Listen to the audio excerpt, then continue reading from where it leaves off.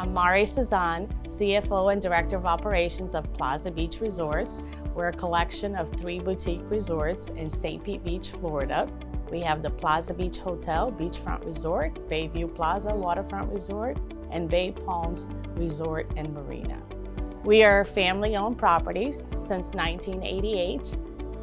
The Plaza Beach Hotel is themed in the 1950s. So we have Elvis here, we have cars, we have pictures in the rooms with Marilyn Monroe and just all kinds of cool stuff. And that's how we differentiate ourselves with the 1950s vibe. Bayview and Bay Palms are both on the Boca Ciega Bay. So we have boat docking capabilities over there. We also get a lot of dolphins and manatees.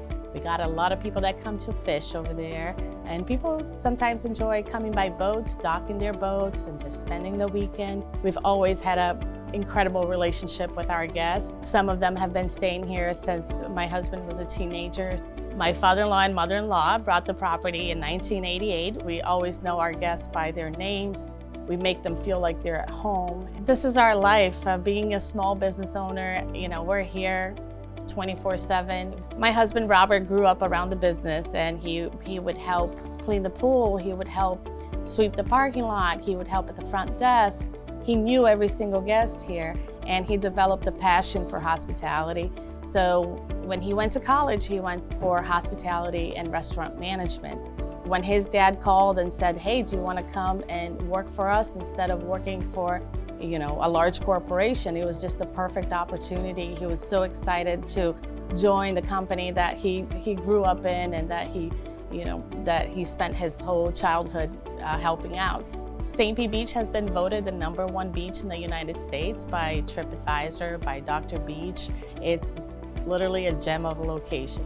Hurricane Helene was definitely the biggest challenge that we've had, but we knew we couldn't give up. We just had to be here for our employees, our guests, and our community. When a disaster of that magnitude hits us, we're kind of all over the place, to be honest. My husband was here cleaning the parking lot, getting water out, just dealing with, hands-on manual work, while I was at home navigating through emails and information about loans and what was available to us. And thank God my husband Robert came across the photographer for SBDC that told us about the mobile unit that was just half a mile down from our location. He said, "If you can get to Deborah, she's very knowledgeable, she knows a lot, and she'll be able to help navigate your wife through some of that paperwork, some of the requirements." The Florida SBDC at USF, Pinellas County, was just instrumental in providing us all the information and help with the Florida Department of Commerce bridge loans, the SBA loans. Deborah was just my cheerleader and my follow-through person. When I would tell her the challenges that I was going through, she would say, "Well, have you tried this route? Let's do that. Have you submitted this?" And she would inform me, for example, some of the common mistakes that people were making on their applications. So she would let me know that ahead of time so that I wouldn't make the same mistakes. But we're in the middle of a disaster, but she just had that warming, a sense of calm, and that we knew everything was going to be okay. When I was sitting there and trying to do it on my own, it was overwhelming because they require so much, a lot of information, and it's talking to the SBDC, they were able to make it more concise and say, "This is what is important, this is what you should do first. You can always follow up with this." I had somebody that I could count on and had my back and was making sure that I was following through, and it still is. It is. It really made a difference knowing that we didn't have to drive an hour away or be on a phone call for hours and hours, but that we could go speak to somebody in person, get the information, and be able to, from there, know that there's somebody that has your back and has all the information, and will do the follow through, and will answer calls if needed, and if you have any questions.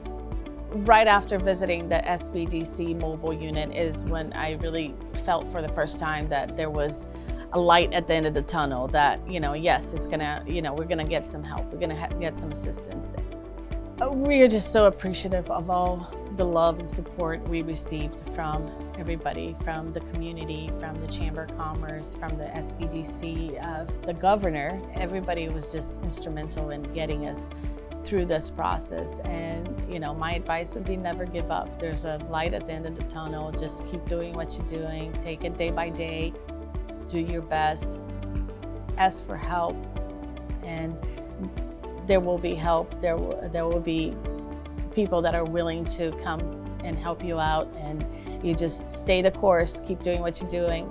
Every little day, every single day, as little as you can do, it's still something towards your goal of reopening and being there for your community and your residents.